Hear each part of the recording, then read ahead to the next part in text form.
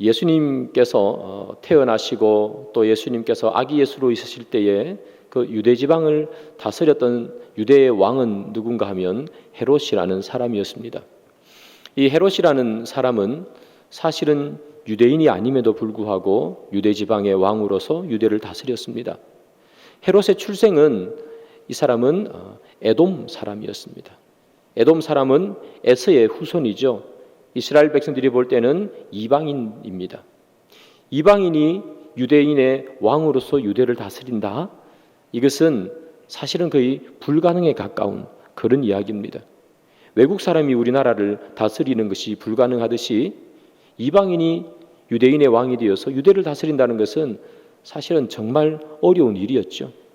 그럼에도 불구하고 이 헤롯이라는 사람은 여러 가지 정치적인 술수를 통해서 로마 황제의 승인을 받고 유대의 왕으로 등극했던 그런 사람이었습니다. 이 헤롯이라는 사람은 정치적인 야망이 아주 컸던 사람이고요.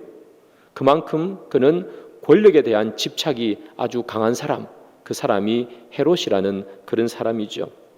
이 헤롯이라는 사람은 권력을 잡기 위해서 어떤 일도 다 할 수 있는 사람이었습니다. 그가 유대인의 왕으로 등극한 후에 유대에 있는 유대 사람들에게 잘 보이고 그리고 유대를 잘 통치한다는 소리를 들어야 또 로마 황제로부터도 더 좋은 평가를 받을 수 있기 때문에 그는 유대인들에게 때로는 아주 좋은 일들도 많이 해주었던 사람이 바로 헤롯이라는 왕이었습니다. 가장 대표적인 것이 그는 성전을 건축해 주었습니다. 원래 이스라엘에 성전이 두 개가 있었습니다. 첫 번째는 솔로몬이 지은 성전입니다. 그게 다 무너졌죠. 두 번째는 이스라엘 백성들이 바빌론으로 포로를 갔다가 돌아온 후에 스룹바벨이 주도해서 스룹바벨 성전을 짓습니다. 그것이 두 번째 성전입니다. 그런데 그것이 다 무너져서 이스라엘에는 성전이 없는 상태였습니다. 그래서 이 헤롯이라는 사람이 유대인들의 호감을 사기 위해서 성전을 다시 지었습니다. 그것이 세 번째 성전이고요. 그 성전을 헤롯이 지었다 해서 헤롯 성전이다 그렇게 부르고 있습니다. 성전도 지어줬습니다. 그리고 그는 유대인들에게 잘 보이기 위해서 유대 가문의 딸이죠. 미리암이라는 사람, 유대의 왕가의 딸인 미리암을 자기 부인으로 만들었습니다. 그만큼 그는 유대 사람들에게 호감을 사기 위해서 많은 노력을 했던 그런 사람입니다. 그러나 이 헤롯이라는 사람은 아주 잔인한 사람이었습니다. 그가 가지고 있는 권력을 유지하기 위해서는 어떤 수단도 다 쓰는 그런 사람이 헤롯이라는 그런 사람이었습니다. 통치에 방해가 되면 누구도 죽일 수 있는 사람, 그것이 헤롯입니다. 그래서 그는 자기 부인이죠. 유대 왕가의 딸이었던 이 미리암도 그는 죽여버렸습니다. 그리고 그와 미리암 사이에서 태어난 아이조차도 죽여버렸습니다. 권력을 잡기 위해서는 무엇이든 할 수 있고 그리고 권력을 누리기 위해서는 자기 부인과 자기 자녀까지 죽일 수 있는 아주 무지막지한 사람, 그 사람이 헤롯이라는 사람입니다. 헤롯이 유대를 통치하고 있을 때 어느 날 온 예루살렘에 소동이 일어났습니다. 온 예루살렘에 소동이 일어난 이유는 무엇인가 하면 동방에서 왔다고 하는 어떤 박사들이 여기에 유대의 왕이 태어났다는 소리를 내가 듣고 그를 경배하러 왔다, 이렇게 말했기 때문입니다. 여기 나오는 이 동방 박사들이 이야기하는 유대의 왕이라는 말은 유대를 정치적으로 다스리는 그런 왕이 아니라 바로 이스라엘을 통치하고 이스라엘 사람들이 늘 가지고 있던, 대망하고 있던 메시아가 났다 하는 그런 이야기입니다. 그들이 대망하고 있고 그들이 늘 기다리고 있던 메시아가 왔다라는 소식이, 그리고 그를 경배하러 동방에서 박사들이 왔다는 그런 이야기를 듣자 온 이스라엘이 소동할 수밖에 없었죠. 그들이 왔다는 소리를 쫙 퍼지자 온 이스라엘이 소동했는데, 이 소동했다 하는 이 단어는 동요하다, 그리고 근심시키다, 이런 의미가 있습니다. 기다리던 메시아, 늘 대망하던 메시아가 이제 그들 가운데 왔다는 이야기를 들었는데 그들의 마음속에는 기쁘고 즐거운 것이 아니라 왜 소동했을까? 왜 근심했을까? 왜 걱정하는 마음이 그들에게 있었을까? 메시아가 왔는데 그 기다리던 몇백 년이나 기다리던 그 메시아가 왔는데 그들은 왜 기쁨이 아니라 소동하고 그들은 근심하고 있는가? 지금 이 동방 박사가 방문했던 그 예루살렘에 살고 있던 각 부류의 사람들을 살펴보면서 함께 은혜를 나누기를 원합니다. 첫 번째는 누구를 살펴보는가 하면 대제사장과 서기관들입니다. 메시아가 탄생했다는 이 이야기가 들립니다. 온 예루살렘 동네 안이 시끌시끌합니다. 그 이야기가 왕의 귀에까지 들렸습니다. 그러자 헤롯 왕이 대제사장과 서기관을 불렀습니다. 그렇게 묻습니다. 지금 이 바깥에서는 그리스도가 태어났다고 지금 야단인데 그 그리스도는 어디에서 태어나나 물어봤습니다. 그러자 이 대제사장과 서기관들이 미가서 5장 2절의 말씀을 들어서 메시아는 베들레헴에서 태어납니다 라고 말해줍니다. 베들레헴은 지금 헤롯과 대제사장과 서기관들이 있는 이 예루살렘과 약 9km밖에 떨어지지 않은 아주 가까운 곳입니다. 9km면 걸어가면 1시간 30분 내외로 걸어갈 수 있는 아주 짧은 거리죠. 그곳에 메시아가 탄생한다고 성경은 기록하고 있습니다 라고 대제사장과 서기관들이 말했습니다. 이 대제사장과 서기관의 이 말들을 살펴보면서 안타까움이 하나 드는 것이 있습니다. 그건 무엇인가 하면 저 먼 동방에서조차도 메시아의 탄생을 알고 이곳 예루살렘까지 왔는데 예루살렘에 살고 있는 바로 1시간 또는 2시간만 걸어가면 되는 그 베들레헴에 메시아가 태어났다는 사실을 왜 제사장과 서기관들은 알지 못하는가 하는 거죠. 그들은 미가 선지자의 예언을 분명히 알고 있었고 그들은 하나님의 말씀을 줄줄 외우고 다녔고 그들은 성경에 대해서 모르는 것이 하나도 없는데 성경에 대해서 알지도 못하고 하나님에 대해서 알지도 못하고 아브라함이 누군지 이삭이 누군지 야곱이 누군지 잘 알지도 못하는 저 먼 동방의 사람들이 이곳까지 메시아를 경배하러 왔는데 바로 그곳에 살고 있던 왜 대제사장과 서기관들은 모르느냐는, 왜 늘 율법책을 곁에 끼고 있고 선지자의 예언을 다 잘 알고 있는 그들이 왜 동방에서 온 사람만 못하냐 하는 겁니다. 그들은 동방박사의 말을 듣고 미가서 5장 2절의 이야기를 하면서 베들레헴에 메시아가 납니다 라고 이야기했고 그들이 온 것을 알고 베들레헴에 아기 메시아가 탄생했구나 하는 것을 알았습니다. 그럼에도 불구하고 그들은 아기 예수께 경배하러 가지도 않습니다. 그들은 왜 기다리던 메시아가 태어났음에도 불구하고 아기 예수께 찾아가지 않는가? 몰랐다면 어쩔 수 없겠지만 알았음에도 불구하고 왜 그들은 찾아가지 않는가 하는 겁니다. 동방바서도 먼 곳에서 와서 아기 예수께 경배하는데 어떻게 해서 대제사장과 서기관들이 알지도 못할 뿐만 아니라 알았음에도 불구하고 경배하러 가지 않는가?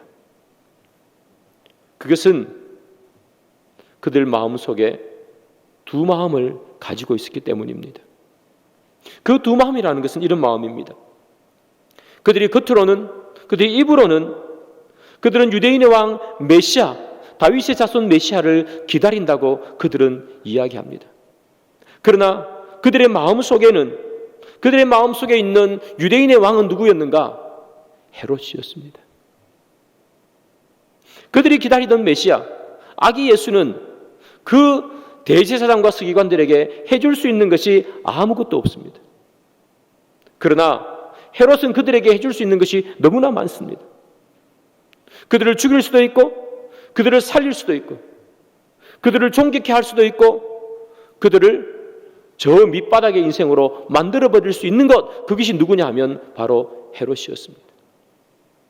그들이 기다리던 그 메시아는 그들에게 아무것도 현실적으로 해줄 수 없는 것 같았고, 현실적으로 그들에게 무엇인가를 해줄 수 있는 사람, 그 사람은 바로 헤롯이었습니다. 그래서 이 대제사장과 서기관들은 입으로, 겉으로는 메시아를 대망하고 살았을지 모르고 유대인의 왕을 기다렸을지 모르겠지만, 그러나 현실적으로 그들의 삶에서 유대인의 왕은 바로 헤롯이었다는 사실입니다. 그들은 제사를 지내고 동물을 잡으면서 메시아를 늘 생각했을지 모르겠지만, 그러나 그들의 마음속에 진짜 자리 잡고 있는 그들의 왕은 헤롯이었다는 사실입니다.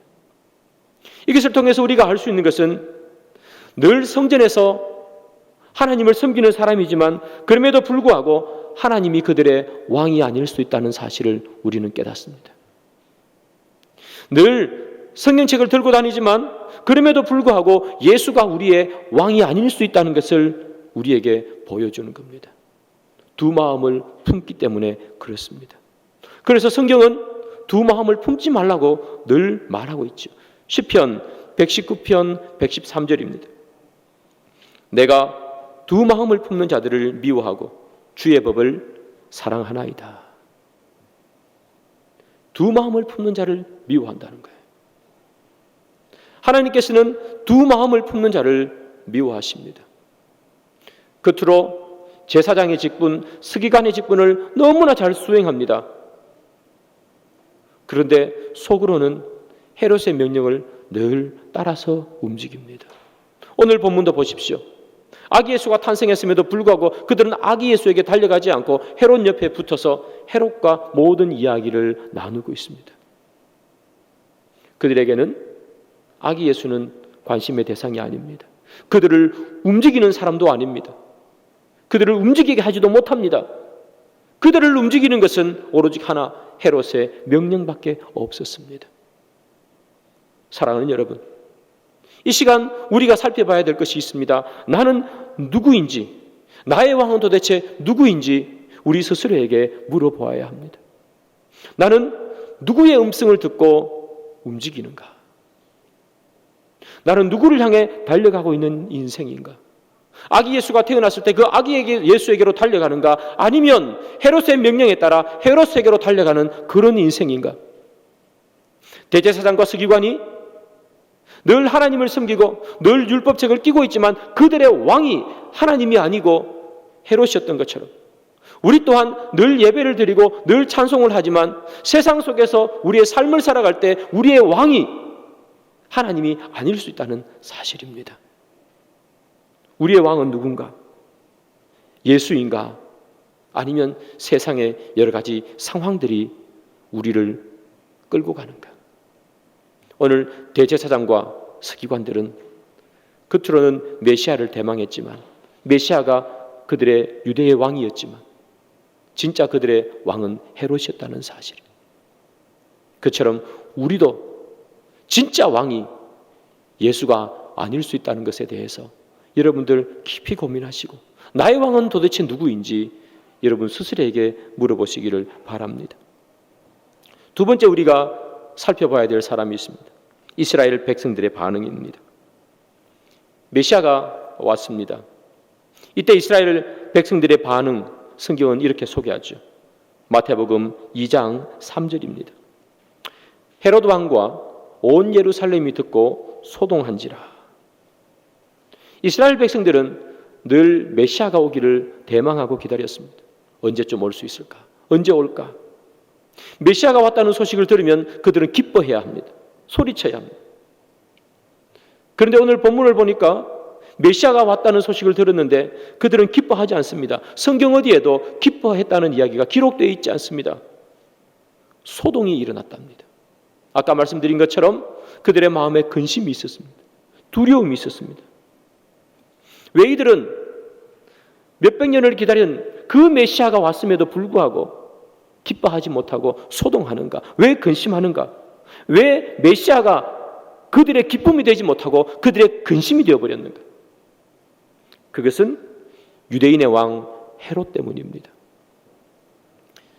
현재 유대 땅을 다스리는 사람은 헤롯이었습니다.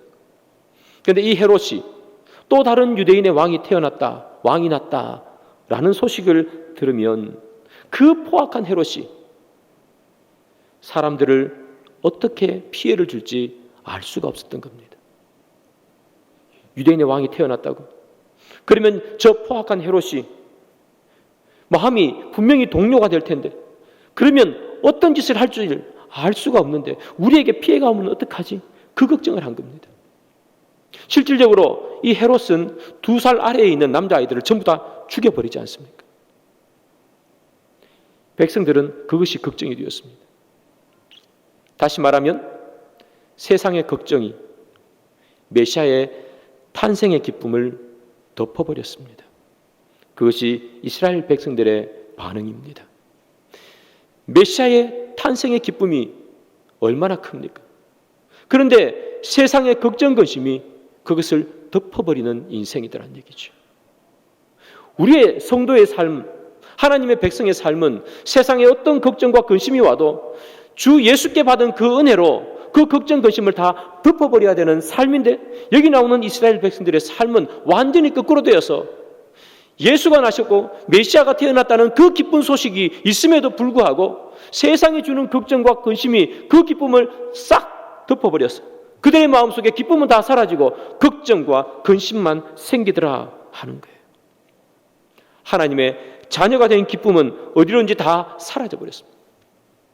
그리고 세상의 일 하나 때문에 때로는 기뻐하고 때로는 슬퍼하는 그런 모습들, 그것이 이스라엘의 백성들의 모습이고 그것이 우리의 모습일 수 있는 거예요. 사랑하는 여러분, 제가 여러분들에게 묻습니다. 예수님은 여러분들에게 기쁨인가 물어봅니다. 우리가 기도에 응답이 오고 하나님께서 우리에게 원하신 무엇인가를 들어주셨을 때 그때 기쁜 것이 아니라 예수님이 존재한다는 그 자체만으로 우리는 기쁜가라는, 우리에게 어떤 어려움이 있고 우리에게 힘든 순간이 찾아와도 여전히 그 순간이 해결되지 않는 그 순간이 우리에게 계속되지만 그럼에도 불구하고 예수가 있다는 사실, 하나님께서 이 땅에 우리를 통치하고 계신다는 그 사실 그 자체만으로 나는 기쁜가? 내 문제가 해결되지 않았음에도 불구하고 주님이 있다는 사실 그것만으로 나는 기뻐하는 그런 삶을 살 수 있는가? 어린아이가 엄마를 보면 그냥 기뻐하죠. 엄마가 없으면, 눈에서 사라지면 울게 됩니다. 불안하니까. 그러나 엄마가 뭔가 특별히 해주지 않아도 엄마가 눈에 보이면 울던 아이는 눈물을 곧 그치게 됩니다. 그것은 엄마 자체가 아이 옆에 있기 때문입니다. 무엇인가를 해주는 것이 아니라 엄마라는 존재 자체가 있는 것으로 아이들은 안심을 하고 아이들은 웃을 수 있는 겁니다. 그것처럼 주님께서 우리에게 뭔가를 해주었기 때문이 아니라 주님이 있는 것 자체만으로, 내가 하나님을 알고 있다는 그 자체만으로, 주님이 나를 알고 있다는 그 자체만으로 우리의 인생은 기뻐해야 하는데, 우리는 그런 인생이 아니라 세상의 걱정과 근심이 이 예수라는 그 구원의 기쁨을 다 덮어버리고 다 잠식해버리고 살아가는 인생은 아닌가? 주님께 받은 은혜가 분명히 있음에도 불구하고, 그것이 너무나 큰데도 불구하고 세상의 걱정 근심이 그것을 다 덮어버렸어. 내 기쁨은 도대체 어디로 갔는지, 예수를 믿을 때 마음속에 벅차오르던 그 벅찬 감동은 다 어디로 갔는지 다 사라져버리고, 그런 인생을 우리는 살지 않는가? 다윗을 살펴보면 이 다윗은요, 아무리 그에게 걱정과 근심이 있어도 하나님께서 존재한다는 그 자체만으로 기뻐하는 그런 인생을 살아갑니다. 시편 4편 6절부터 7절까지 함께 봅니다. 여러 사람의 말이 우리에게 선을 보일 자 누구냐 하오니 여호와여 주의 얼굴을 들어 우리에게 비추소서. 주께서 내 마음에 두신 기쁨은 그들의 곡식과 새 포도주가 풍성할 때보다 더하니이다. 지금 이 다윗은 어려움 가운데 있어요. 고난 가운데 처해 있습니다. 그래서 이렇게 이야기하죠. 여러 사람의 말이 우리에게 선을 보일 자 누구뇨 하오니. 다윗 주위에 많은 사람들이 다윗에게 이야기하는 겁니다. 너에게 선을 행할 사람이 누구냐? 너를 이 어려움으로부터 구출해 줄 사람이 누구냐? 이것은 물어보는 것이 아니라 아무도 없지 하는 그런 비아냥거림과 비꼬는 거예요. 너가 하나님을 믿는다고 하는데 하나님조차도 너를 이 고난 가운데서 어려움 가운데서 해결해 주지 못하는구나. 너에게 선을 보일 자가 도대체 누구냐? 이렇게 비꼬고 있는 거죠. 그때 이 다윗이 하는 말입니다. 여호와여 주의 얼굴을 들어 우리에게 비추소서. 이 문제를 해결해 주십시오.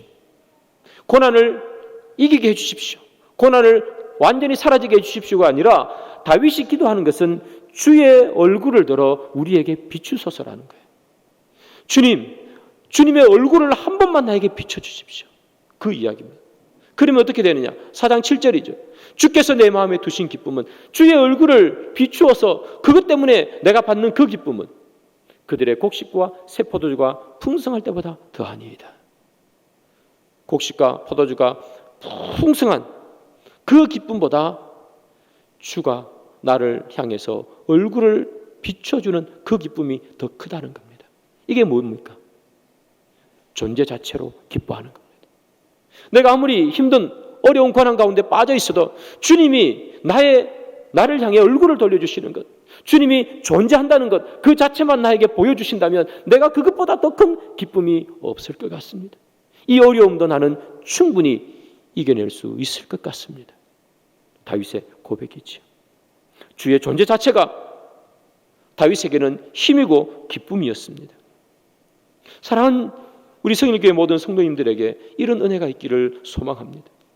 주님이 계시다는 것 자체, 아기 예수가 이 땅에 오셨다는 그 자체만으로 우리의 모든 근심과 걱정을 다 물리치는 은혜가 있기를 소망합니다. 사랑하는 여러분, 아기 예수의 그 탄생을 기뻐하며 우리가 지금 이곳에서 예배를 드리고 있지 않습니까? 아기 예수 탄생의 기쁨이 여러분들에게 얼마나 큰 기쁨으로 다가옵니까? 여러분들의 이 아기 예수의 이 탄생이 세상 살아가면서 가지는 많은 아픔과 어려움을 다 씻어내 버립니까?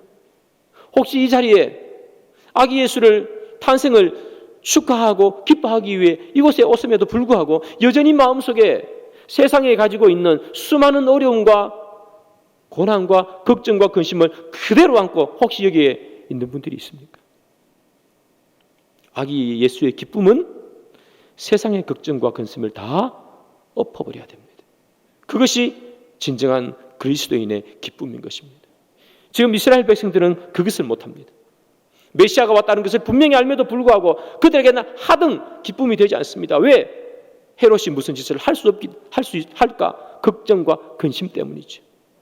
사랑하는 여러분, 예수가 있는 것 자체, 주님이 우리에게 오셨다는 그 자체, 하나님이 우리를 향해 얼굴을 비춘다는 그 자체가 우리의 모든 근심을 없앨 수 있는 그런 우리가 되기를 소망합니다. 세 번째, 헤롯의 반응입니다.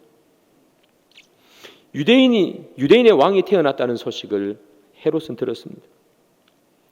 그러자 이 헤롯에게는 막 마음이 요동쳤습니다. 내가 유대인의 왕인데 도대체 유대인의 왕이 또 누구란 말이냐? 내가 어떻게 이 유대인의 왕의 자리에 올라왔는데 나는 유대인도 아님에도 불구하고 많이 노력하고 곤모 술수도 써가면서 유대인의 왕이 되었는데 때로 거치는 것이 있으면 부인이든 아들이든 사정없이 다 제거하면서 내가 이렇게 왕좌를 40년을 지켜왔는데 도대체 유대인의 왕이 어디서 태어났단 말인가? 이 헤롯의 마음 요동쳤죠. 헤롯은 유대인의 왕이 태어났다 하는 이야기를 듣고 이 유대인의 왕은 유대인들이 기다리던 메시아라는 것을 그는 알았습니다. 마태복음 2장 4절을 봅니다. 왕이 모든 대제사장과 백성의 서기관을 모아 그리스도가 어디서 나겠느냐 물으니 동방에서 온 박사들은 유대인의 왕, 그 왕이 어디 있느냐, 그 왕께 경배하러 왔다라고 얘기합니다. 그런데 헤롯은 유대인의 왕이라고 그러지 않아요. 그리스도가 어디에서 나겠느냐라고 이야기하죠. 유대인의 왕을 그리스도로 말하고 있습니다. 이것만 봐도 이 헤롯은 유대인의 왕이 태어났다 하는 그 말을 듣고 메시아가 났구나 하는 것을 아는 겁니다.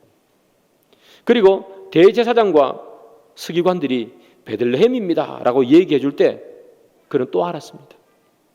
왜냐하면 이 베들레헴은요, 누구의 고향이냐 하면 다윗의 고향이었습니다. 다윗은 베들레헴 사람입니다. 다윗은 이스라엘 역사상 가장 뛰어난 왕이었습니다. 그래서 사람들은 이제 다시 오실 메시아를 뭐라고 부르는가 하면 다윗의 자손이라고 불렀습니다. 그래서 다윗의 자손 메시아, 다윗의 자손 예수여 이렇게 부르는 거죠. 그래서 다윗의 자손이기 때문에 다시 오실 메시아는 다윗의 고향이 베들레헴인 것처럼 베들레헴에서 태어난다 그들은 알고 있었고, 미가서 5장 말씀 또한 그들은 알고 있었죠. 그것을 이 헤롯도 너무나 잘 아는 겁니다. 베들레헴에서 태어난다, 유대인의 왕이다, 메시아가 태어났구나. 그런데 이 헤롯은 그 이야기를 듣고 마음이 심란했지요. 만약에 유대인의 왕 메시아가 태어난다면 모든 유대인들은 그들의 관심을 누구에게 돌릴까? 헤롯이 아니라 유대인의 왕, 새로 태어난 그 아기 예수께 관심을 돌리지 않겠습니까? 유대인들은 이제부터 누구의 말을 듣겠습니까? 헤롯의 말을 듣겠습니까? 아니면 그들이 몇백 년 동안 기다리고 대망하던 메시아의 말을 듣겠습니까? 당연히 메시아의 말을 듣겠죠. 그렇다면 그는 허수아비 왕일 밖에 없습니다. 내 말은 아무도 듣지 않는구나. 내가 어떻게 해서 왕이 되었는데 내 통치권이 사라지면 어떡하나. 헤롯은 잠들 수가 없었고 초조한 마음, 불안한 마음을 가눌 수가 없었습니다. 결국 이 헤롯은 아기 예수를 죽이려고 결심합니다. 그런데 여러분 참 아이러니하지 않습니까? 헤롯은요, 유대인들에게 잘 보이기 위해서 성전을 건축했던 사람입니다. 그런데 지금은 자기 통치에 방해가 되기 때문에 성전 되신 예수님을 죽이려고 합니다. 그런 것을 바라보면 이 헤롯에게 이 성전이라는 것은 신앙의 대상이 아니라 출세의 대상입니다. 그가 출세를 하기 위해서 출세만 할 수 있다면 성전도 지어줄 수 있고, 그가 성공할 수만 있다면 성전도 무너뜨릴 수 있는 사람, 그의 통치에 도움이 된다면 성전도 세워줄 수 있고, 그의 통치에 방해가 된다면 성전 대신 예수도 죽일 수 있는 사람, 그것이 헤롯입니다. 그래서 이 헤롯은 성전을 신앙의 대상이 아니라 그의 출세의 대상으로 삼고 살았습니다. 그는 메시아에 의해서 사용되는 그런 사람이 아니라 메시아를 이용하는 사람이었습니다. 그것이 헤롯의 본 모습이죠. 우리의 삶을 돌아봅니다. 우리는 어떤 사람일까? 우리는 메시아에 의해서 사용되는 사람인가? 아니면 메시아를 이용하는 사람인가? 주를 위해서 우리의 삶을 드릴 수 있는 사람인가? 아니면 우리의 삶을 위해서 주님을 이용하는 사람들인가? 우리는 도대체 어떤 사람인가? 예수님은, 이 성경은, 아기 예수는 우리 신앙의 대상인가? 아니면 내 인생의 무엇인가를 획득하기 위한 그런 대상일 뿐인가? 만약에 예수님을 우리의 신앙의 대상이 아니라 우리의 삶에 무엇인가를 얻기 위해서, 내 삶에 무엇인가 필요해서, 그래서 우리가 예수를 믿는다면 우리는 헤롯과 하나도 다르지 않는 사람이 되는 거겠죠. 우리가 우리의 삶을 주를 위해서 사용하지 않으면 바로 헤롯과 같은 그런 사람이 된다는 겁니다. 오늘 본문을 보면 예루살렘에 사는 사람들 중에 그 누구도 예수가 태어났다는 것을 아는 사람이 한 명도 없습니다. 예루살렘에 살면서도 말이죠. 거룩한 성 예루살렘에 살면도 아무도 예수가 태어난지 모릅니다. 백성들도 모르고 왕도 모르고 대제사장도 몰랐습니다.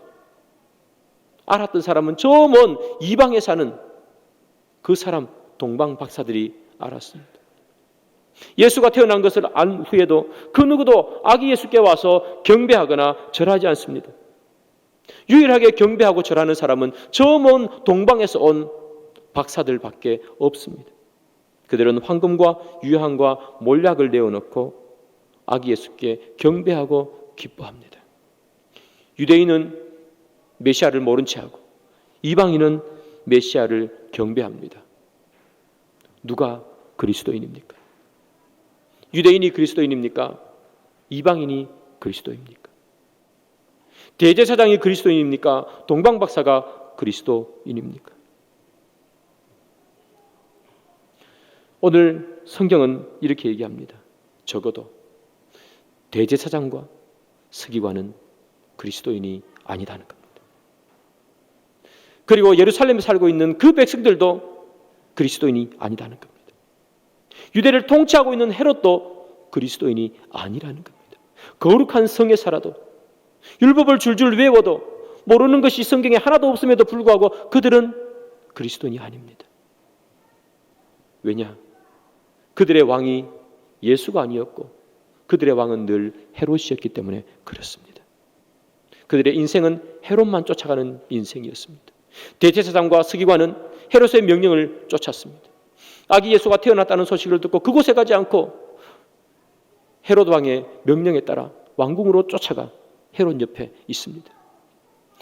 이스라엘 백성들은 헤롯이 무슨 짓을 할지 모르니 노심초사하면서 헤롯이 무엇을 할까 헤롯만 쳐다봅니다. 그들의 인생의 모든 목표점은 헤롯에게 가 있습니다. 헤롯이 그들에게 기쁨도 줄 수 있고 슬픔도 줄 수 있다고 생각했기 때문이고 헤롯이 그들에게 부귀와 영화와 또는 절망도 줄 수 있는 사람이 헤롯이라고 생각했기 때문에 그들은 늘 헤롯의 중심을 맞추어 살아갑니다. 그러나 헤롯의 중심을 맞추고 살아가는 것이 아니라 그들의 인생이 예수에게 목적이 있는 사람이 있습니다. 바로 동방 박사들입니다. 그들은 목적지가 하나밖에 없습니다. 저 먼 곳에 있음에도 불구하고 그들은 오로지 예수를 위해서 달려왔던 사람입니다. 저 먼 동방에서 예루살렘까지 그 먼 거리, 그 힘든 거리를 그들은 오로지 예수만 바라보며 달려왔던 사람들입니다. 예수가 누군지도 모르고 성경에 대해서 율법에 대해서 잘 알지도 못하는 사람들이었음에도 불구하고 오로지 신적 이끌림에 의해서 예수를 찾아온 사람, 그들의 인생의 목표, 그들의 인생의 목적지 예수, 그 사람들이 바로 그리스도인입니다. 삶의 목적지, 삶의 최종 목적이 그리스도인, 예수인 사람들에게 하나님은 어떤 축복을 주시는가? 하나님께서는 그들의 길을 인도해 주십니다.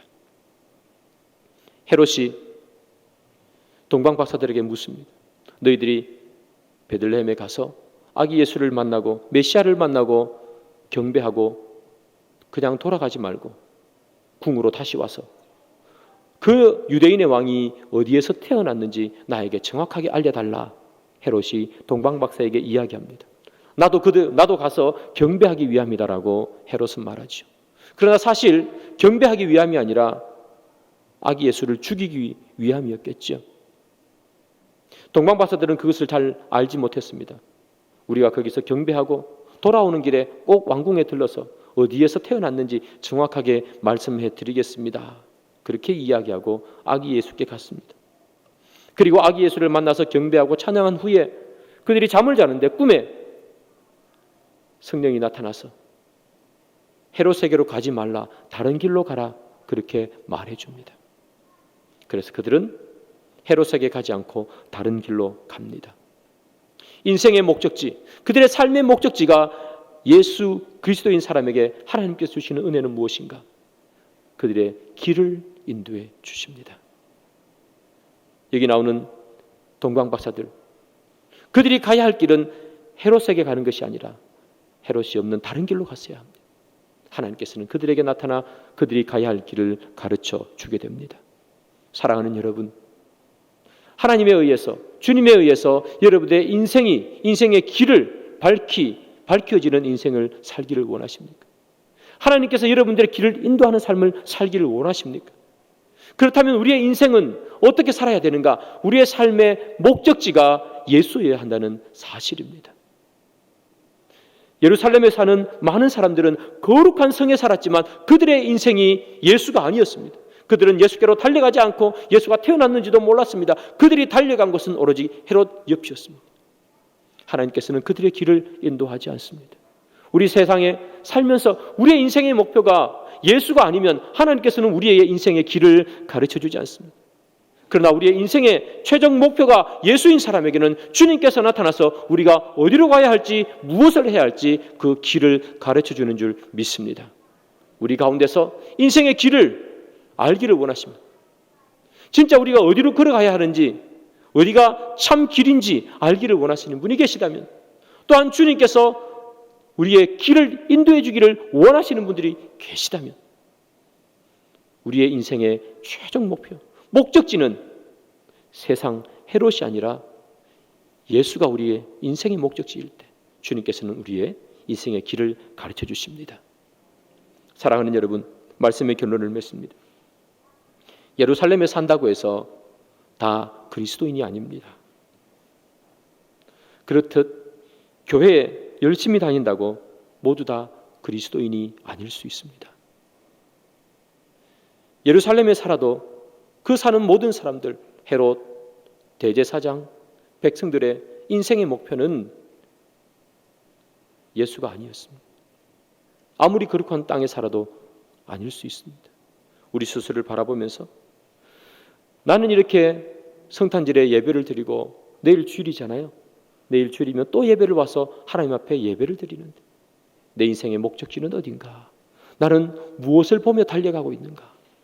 그것을 늘 생각하면서 아기 예수가 태어났습니다. 이 아기 예수, 태어난 이 아기 예수가 우리 인생의 목적지고 우리 인생의 목표고 우리 인생의 유일한 길이라는 사실을 마음속에 기억하시면서 그 예수가 우리 인생에 다가오는 모든 어려움과 힘든 것을 다 덮어버리는 기쁨으로 자리하기를 주님의 이름으로 축복합니다.